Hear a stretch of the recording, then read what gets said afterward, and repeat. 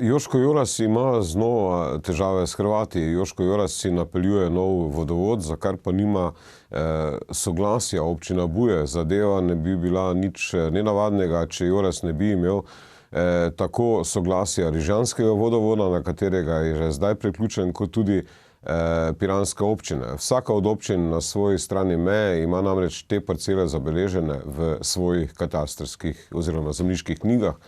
V občini Buje celo opozarjajo, da bi se moral povezovati na njihov istrski vodovod. Če živina potrebuje vodo za preživetje, potarna Joško Joras, ko ga danes obiščemo. Pri meni pa je v kopalnici komaj da kaj priteče, pokaže na težavo, s katero se spopada že 3 leta. Če ne bi bilo posebne črpalke, ne bi iz pipe pricurljala niti kapljica. Posedanje terena pod hotelom Mulino za njegovo hišo je namreč pretrgalo vodovodno cev Rižanskega vodovoda. Predlagali, da bo naredili nov dovod vsem.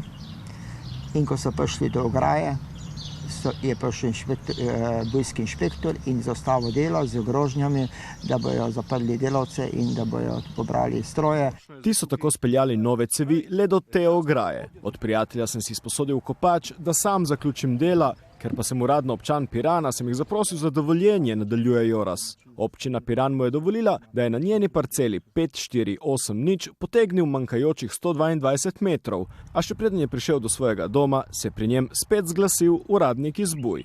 On radi po nekim drugim dokumentima koji nisu znači na tom prostoru važeći. Radi se o parceli 2474, to je u naravi put, odnosno javno dobro, katastarska općina Kaštel. Jaz bom dela zaključil, je jasen Joras. Pa tudi, če bom novo kaj kopal. Zaščita lastne države se po vsem, kar je doživel v teh letih, zdi Jorasu le še nekaj, kar obstaja na papirju. Ravno papir pa bi mu lahko v obliki arbitraže življenje še dodatno zagrenil. Boste živeli na Hrvaškem?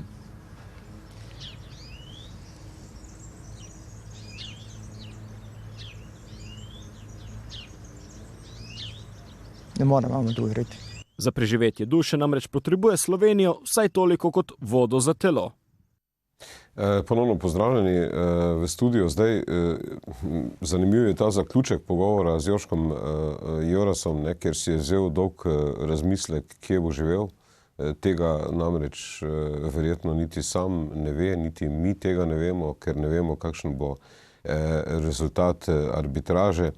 Zdaj, očitno je, da Joško Joras noče hrvaške vode in mesto Buje je zato kazensko ovadilo Joška Jorasa, čeprav na njegovi hiši piše, to je Slovenija. Mogoče Sebastian. Torej, Joško Joras ima težave s Hrvati, ker jih je tudi sam sprovociral. Jaz gojim simpatije do Joškota kot osebe, je zelo dober človek, ne podpiram pa njegovega političnega ravnanja. Joško je tudi sam v 80-ih letih, ko je urejal papirje za hišo, te papirje je urejal tudi v Bujah. Torej, to je bilo neko območje, kjer je bila mešana jurisdikcija Hrvaške in Slovenije. Hrvaška je urejala določene zadeve, Slovenija druge, tako kot je bilo najpametneje za življenje na tistem območju. Otroci so hodili v šolo v Sečovlje, kjer je bilo najbližje, je pa to ves čas veljalo zadev Hrvaške. Jaz se spomnim tudi, ko sem bil majhen, kadarkoli smo šli čez most, smo rekli, zdaj smo prišli na Hrvaško. Tino bo lahko povedal kaj dosti več o zgodovinskih razlogih, da je do tega prišlo, ker če pa gremo v zgodovino, je pa nekaj nesporno. Ne samo ta del, kjer živi Joško, ampak celotno, od Kanegre do Savudrije, je vedno bilo del Pirana. Torej, tudi Piranski zaliv je bil vedno piranski. Nikoli se ni reklo Savudrijska vala. Do problemov problemi so nastopili seveda po osamosvojitvi, po razpadu Jugoslavije in vsa ta leta imajo mnogi ljudje lahko življenje na tistem območju. Joško Joras je pa svoj odnos z hrvaškimi organi seveda sam tako močno zaostril zaradi njegove povsem legitimne politične ideje boja za južno mejo.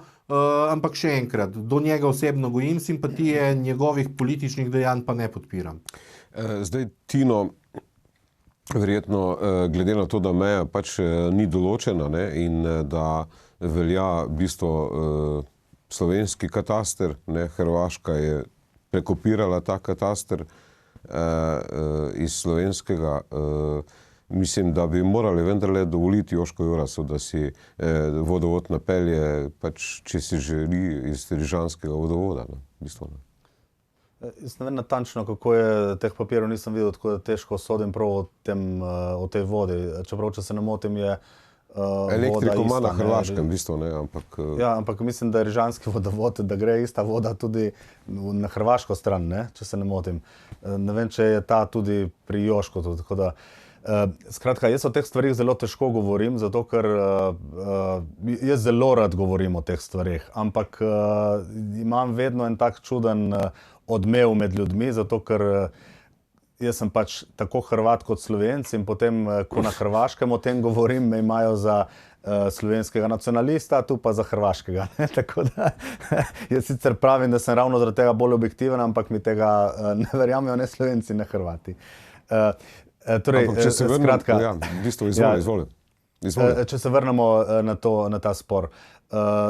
Tudi na hrvaški strani so ljudje, ki delajo, ki počnejo stvari, ki so malce komične, da ne rečem prav tragikomične. Ne, spomnimo se, kako so kazali zadnjice hrvaški ribiči, ne, s čolnov in tako ne. Ampak zdaj, ko pa pogledamo, kako uradni Zagreb reagira na te stvari in kako reagira uradna Ljubljana, je tu jasno videti, da uradni Zagreb se veliko bolj posveti tem svojim ljudem, tudi če počnejo kdaj kakšne posebne stvari ali posebnosti. Medtem ko Ljubljana pa sama Ljubljana skuša Jožka prikazati kot nekega klovna. Ne? In to ni prav. Predvsem pa to ni prav, zato ker gre za enega človeka, ki ima konkretne probleme, s katerimi se ukvarja zdaj 4 milijone Hrvatov in 2 milijona Slovencev, ker vsak dan poslušamo to po televiziji. Namesto, da bi Karel Erjavec telefoniral svojemu kolegu Štierju v Zagreb in da bi se ona dva zmenila, da se pač kako se bo ta voda uredila, mora zdaj 6 milijonov ljudi to posluša tedne in tedne in tedne in tedne.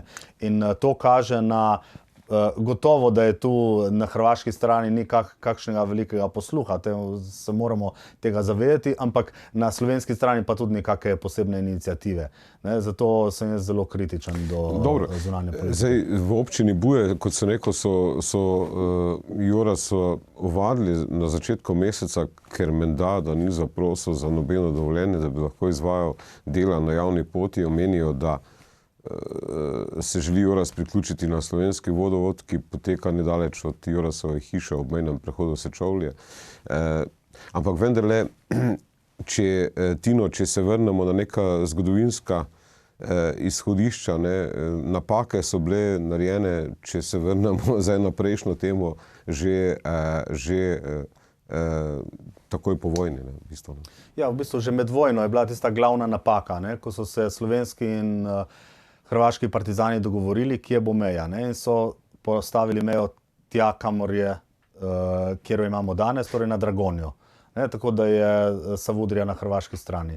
In zanimivo je, ko beremo te spomine tega slovenskega poveljnika partizanskega, ki se je s hrvaškim kolegom o tem dogovoril, opisuje, kako je bilo lepo sončno vreme, kakšen krasen razgled je bil in potem pravi ta partizanski poveljnik, prvič v življenju sem bil tukaj.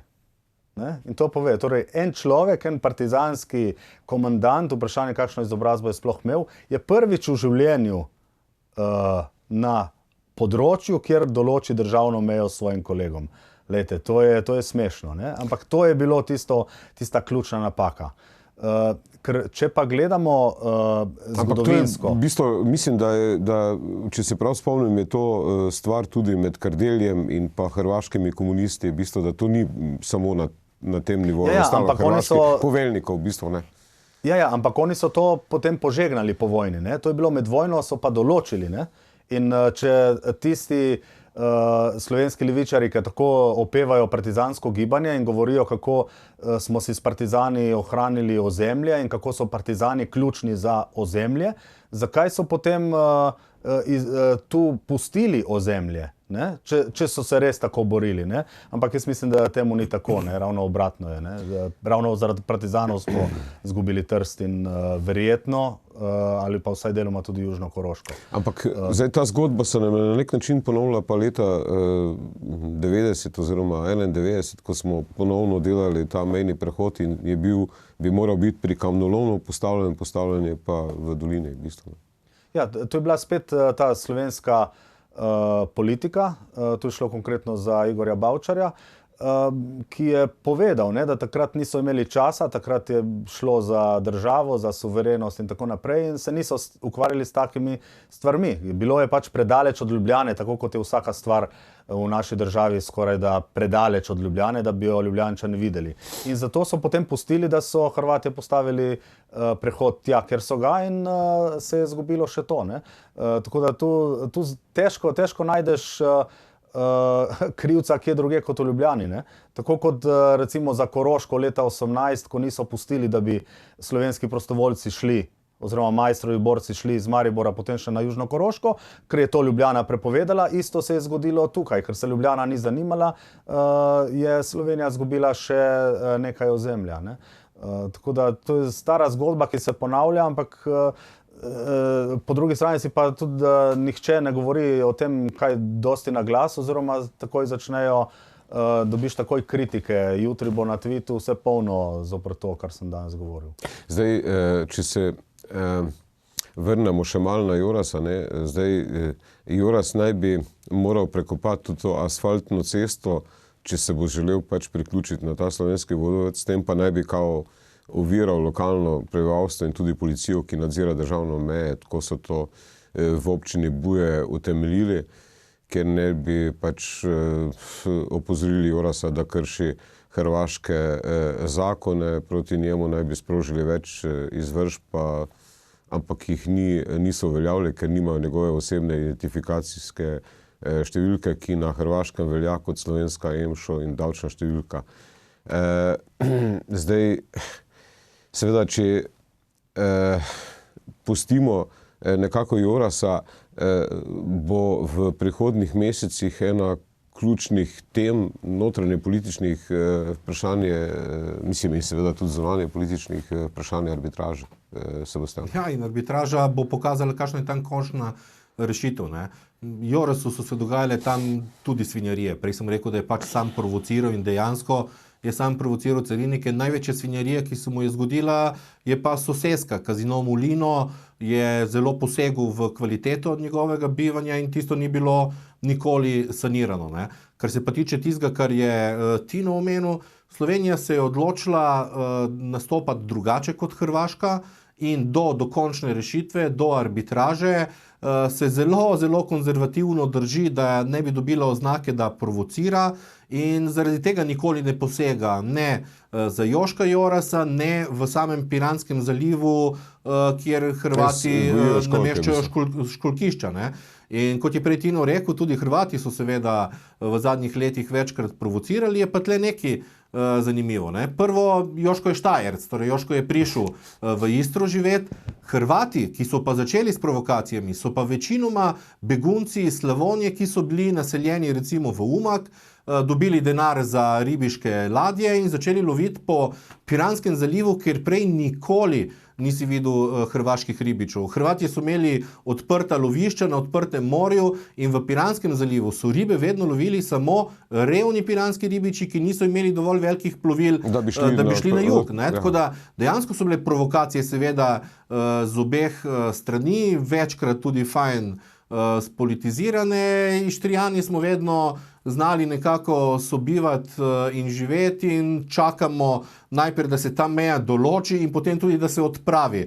Da ne bo več takih težav, kot so zdaj še posebej ob tem strogem režimu, ne, ko Slovenija izvaja Schengen edina tako, kot je treba, ne, za razliko od ostalih držav, ki so dosti bolj življenjske in si seveda želimo, da se enkrat že ta zadeva tako ali drugače zaključi in da spet zaživimo brez meje v upanju, da bo Evropska unija in Schengen zdržal in da bo tudi Hrvaška enkrat uspela zaščititi mejo z Bosno in vstopiti v Schengen. Ne. Zdaj, Sebastian, ti si omenil Štajerce, ne? Jaz sem tudi Štajerc, ne? Mi smo bolj vezani na tradicijo generala Maistra, očitno, ne?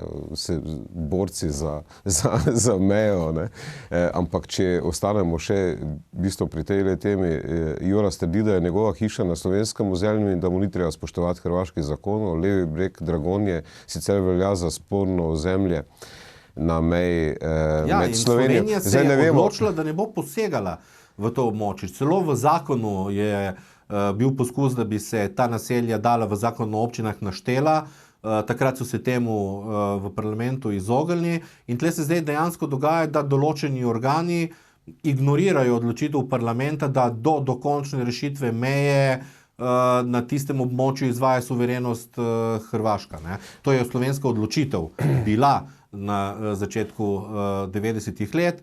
Določeni lokalni organi pa seveda pomagajo Joškotu na svoj način, tako da je sploh dobil številko, recimo poštno številko in vrsto drugih reči, ampak to ne spremeni dejstva, da na tistem ozemlju trenutno suverenost izvaja Hrvaška in da je za vsak poseg seveda treba imeti dovoljenje hrvaških organov. Dobro, jaz bi predlagal, seveda ni samo problemov med Slovenijo in Hrvaško, ali v Sloveniji, ali samo v Hrvaški, ampak imajo probleme tudi v Makedoniji, predvsem po tem znamenitem vdoru v parlament in pretepanju poslancev socialdemokratov in albanskih poslancev po oglasih.